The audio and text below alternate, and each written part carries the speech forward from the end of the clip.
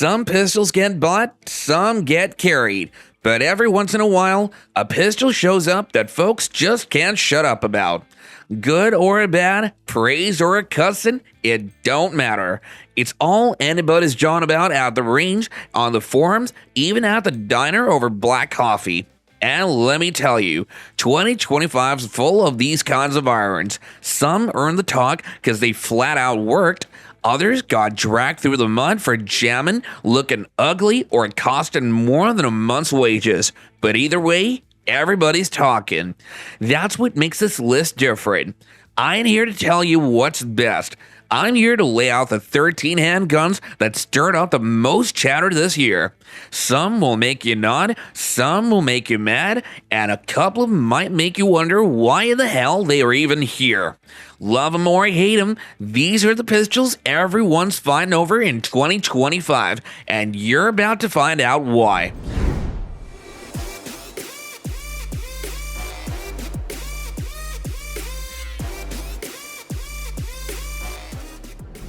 There's a certain kind of pistol that splits folks right down the middle. One group brags it's the smartest buy they've ever made, smooth shooter, clean trigger, all the features the big boys charge extra for. They grin, saying it does the same job as pistols twice the price. Then you've got the other camp, and they don't mince words. Steve, I ain't bet my life on that thing, they tell you. Doesn't matter if it eats a full box without stopping or it punches tied groups on paper. For them, it'll never be more than a cut-rate copy of the real deal. I've seen both sides play out. One ran all afternoon without a hiccup, the shooter looking like he just found gold. Next lane over, another fella spent half his time clearing stoppages, muttering curses under his breath. Same pistol, same day, two completely different stories. And that right there is why the Canik TP9 Elite SC ends up in so many conversations. And if you think this debate's noisy, wait till you hear what folks are jawing about when it comes to HK striker-fired lineup. Folks line up the second these pistols come up, and the split usually starts with where you use them. On the range, hardly anyone's got a bad word. The trigger's clean, the slide cycles like it's on glass, and the grip feels like it was carved to fit. Every new shooter I've handed one to grins after the first mag. The VP9 shoots flat, points natural, and leaves folks thinking they just handled German engineering done right. But when the talk shifts to carry, that's when the fight breaks out. The full-size VP9 is bulky, heavier than what some want on a belt all day, and for what it costs, critics argue you might as well buy a Glock or a SIG that hides easier. Even fans admit it takes effort to make it a daily companion. And then there's the VP9 SK, HK's answer to folks who wanted that same feel in a smaller frame. And that stirred a whole new round of arguments. Fans say it's exactly what they needed. A true HK you can actually conceal. Skeptics say it gives off the best parts of the original, losing the balance and shootability that made the Big Brother special. Range shooters still brag, carry folks still grumble, and the debate just won't die. The first thing folks bring up at the Echelon ain't how it shoots, it's whether you can even find a decent holster for it. Down at the shop, I heard one fella back, hell, you buy one of these and you'll be carrying it in a sock till somebody makes a mold. That got a laugh from the counter boys, but the point stuck. Glock and SIG, you can walk in blindfolded and trip over a dozen rigs. With the Echelon, you gotta hunt, and that rubbed a lot of carriers raw. But here's the truth. The folks who did track down the gear spent a little extra and strapped it on. They don't shut up about how much they like it. They brag about the modular guns, the easy optics cut, and how it shoots cleaner than guns that cost a good bit more. Suddenly, the same fellas who swore it wouldn't last are seeing it pop up at ranges and in IWB holsters all over. It ain't knocking Glock off its perch, that's for sure, but the damn thing ain't ain't going away either. And if you thought holster headaches stirred debate, just wait till we get to a pistol that's so small, folks argue whether it even counts. Few pistols stir up more arguments than this little ghost right here. I've lost count of how many times I've heard the same line at the counter. 380 ain't enough, Steve. You're better off throwing rocks. Then right behind him, another fella pipes up, yeah, rocks don't hold 12 in the mag. That's the war. The 380 crowd says it's underpowered, nothing but a compromise. The folks who carry it say power don't matter if the gun's sitting back in the safe. And the LCP Max has one thing going for it nobody can deny. It vanishes. Pocket, ankle, boot, waistband. Doesn't matter. You forget it's even there until you actually need it. Sure, it bucks a little snappy for such a small frame, and no, it ain't the same punch as a 9mm, but I've seen more of these drawn in real-world situations than half the serious pistol folks brag about. It's the gun that's actually on people, and that alone makes it worth the noise. Some laugh at it, some live by it, and that's why it's one of the most talked about this year. And if you think folks argue loud about calibers, just wait till we talk about a pistol that's ugly as a stapler but won't go away. Every year, a pistol turns into a meme, and in 2025, it was this one. The first time I saw it get roasted, some kid on the line leaned over and whispered, "Looks like a stapler with a trigger," and the whole bench about fell over laughing. That joke spread faster than wildfire online, and the APX A1 carry's been the butt of it ever since. But here's the kicker. The folks who actually bought one ain't laughing. They'll tell you it disappears easy under a t-shirt, points natural, and shoots smoother than the jokes make it sound. Sure, you'll pay more than you feel you should for something everybody calls ugly, but Beretta didn't make it for Instagram, they made it to work.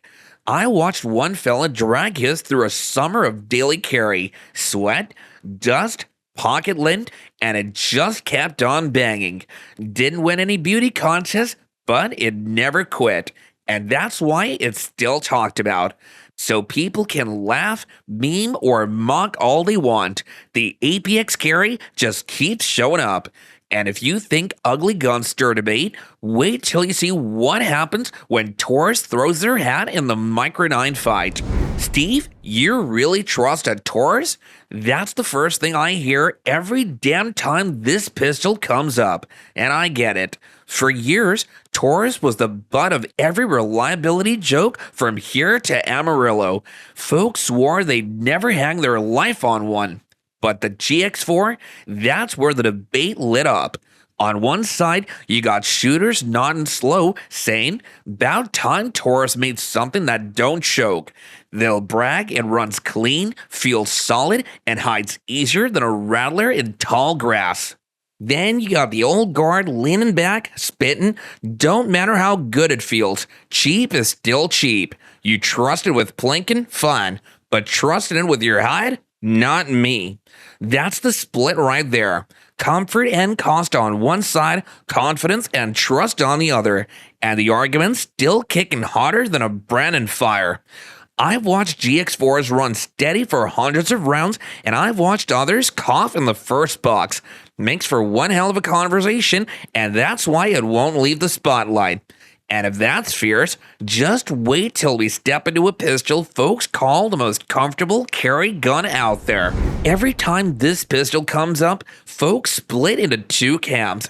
On one side, you've got shooters saying it's the most comfortable striker-fired pistol they've ever gripped, and on the other, critics mutter it's just a chunkier Glock with a shinier sticker.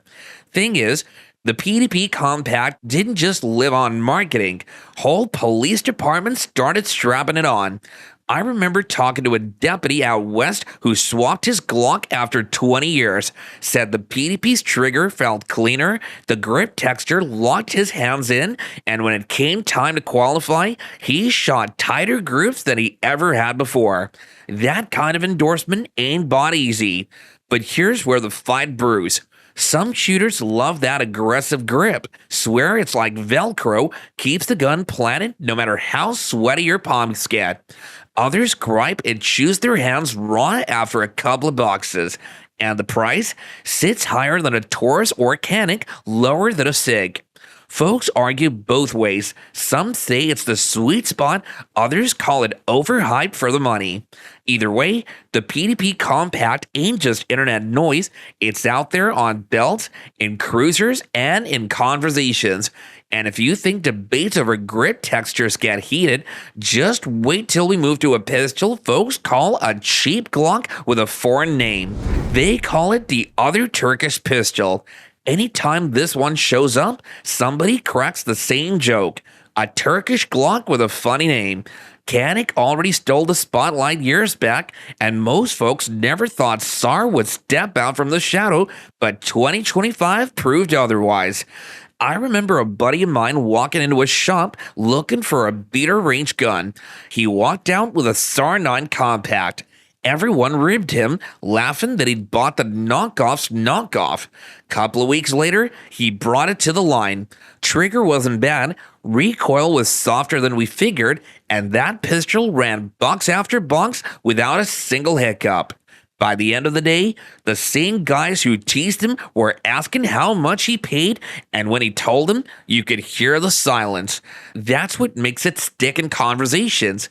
It ain't got the polish or pedigree of a Sig or a Glock. It sure as hell doesn't have the fan base Canics built up, but when a pistol carries this low of a tag and still runs like a champ, people notice. And the SAR 9 Compact's been noticed plenty in 2025. The funny thing about the P10C is half the shooters I know don't even bring it up until you hand it to them. I remember a Glock guy at the range once snorting, "Never even heard of that thing, Steve." He squeezed off a mag, holstered it slow, and muttered, "Damn, that's smoother than I'd figured." He didn't say much after, but I caught him looking it up on his phone later. That's the P10 story. It doesn't have the flashy race gun rep like CZ Shadows, and it sure ain't got the aftermarket circuit Glock's got. Critics love to hammer that point. Where's the holsters, the slides, the trigger kits?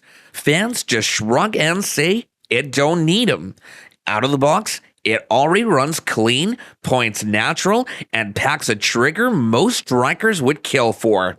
It's the kind of pistol that lives in the shadows, the best kept secret in a world full of louder names. Folks who own one defend it like kin. Folks who don't usually ain't even touched one. But once you do, the conversation changes. And if you think that's a quiet underdog, wait till we talk about a slimline Glock that people won't quit fighting over. You can spot the divide a mile away. On one side, Glock fanboys grin like they found the Kerry Holy Grail. On the other, skeptics smirk and say, "Why in the hell would I buy a 43X when the 19 exists?" And that argument's been rolling nonstop since this pistol hit the shelves. The MOS cut just stirs it hotter. Some love it. Finally, a slim Glock that can take an optic. Others shake their heads, muttering it defeats the point of a small pistol to hang extra glass on top. I've heard both sides get louder than a honky-tonk jukebox. But here's the thing. Walk into any diner around my town, look at the belts of the folks sitting in booths, and you'll see more of these 43Xs than you'd expect. It hides easy, gives you a full grip, and carries lighter than a 19. Is it better than the original 43? Most folks say yes. More rounds, more confidence. Worst? Only if you're counting dollars, because it'll still run you Glock money for less capacity. And that is the fight. Loved, mocked, and carried more than most folks admit. And if you think the Glock arguments get loud, wait till we drag FN into the mix. The first words out of most folks' mouths when this pistol comes up ain't about how it shoots, it's about what it costs. Some shake their heads and say, "Why drop that kind of cash when a Glock or a Sig will do the same job?"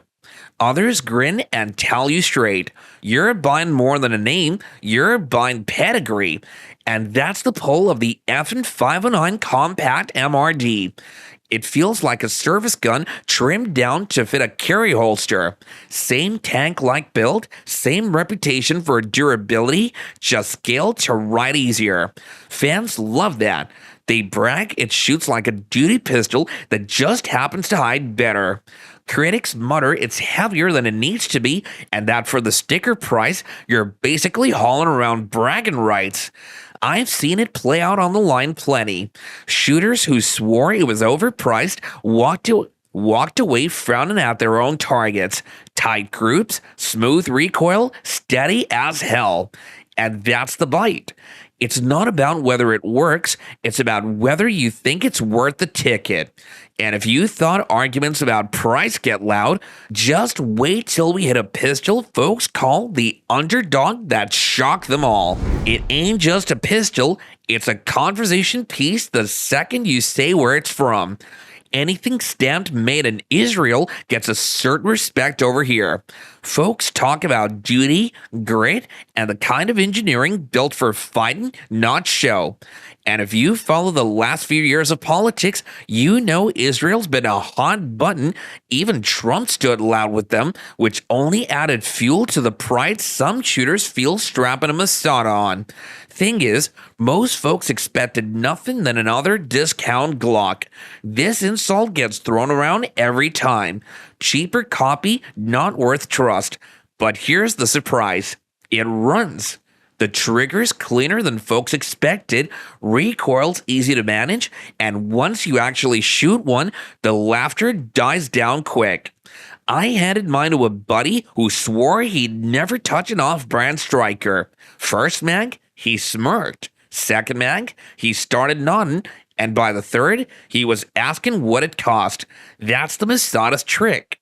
Folks dismiss it till they run it, and then the debate starts all over again. And if you think that fight's loud, just wait till we step into the single most argued pistol in America right now. If there's one pistol that took over every damn conversation in 2025, it's this one. The X Macro Tac Ops has been on more blogs, more range counters, and more diner tables than anything else. And no surprise, SIG knows how to stir a market. Some folks grin and call it the carry king. Others roll their eyes and mutter, SIG's just milking that cow dry. That's the gripe. Every time you blink, there's a new flavor of 365. XL, SES, Spectre, and now X Macro Tac Ops.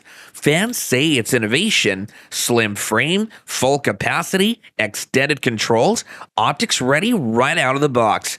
Critics bark it's just another way to charge folks more for the same gun in a different suit. And you can't ignore the size fight either. Is it still a concealed carry pistol or just a skinny duty gun wearing a clever name? I've seen Glock guys sneer, shoot one, then leave looking rattled because it ran smoother than they wanted to admit. I've also seen buyers walk away frowning, saying the sticker didn't match the hype. But no matter which side you sit on, you can't deny this. The X Macro Tac Ops was the loudest pistol of 2025. Online or down at the range this year, you've heard these names get tossed around again and again. That's the point of this list. Not to crown a winner, but to show the pistols folks can't quit jawing about in 2025. Some deserve the praise, some deserve the cussing, but every last one kept people talking. Now I want to hear yours. What's the pistol everyone's arguing about where you live? Drop it in the comments down below and don't hold back. I'll be there reading, maybe even jumping in myself. I'm Steve, carry smart, and I'll see you next time.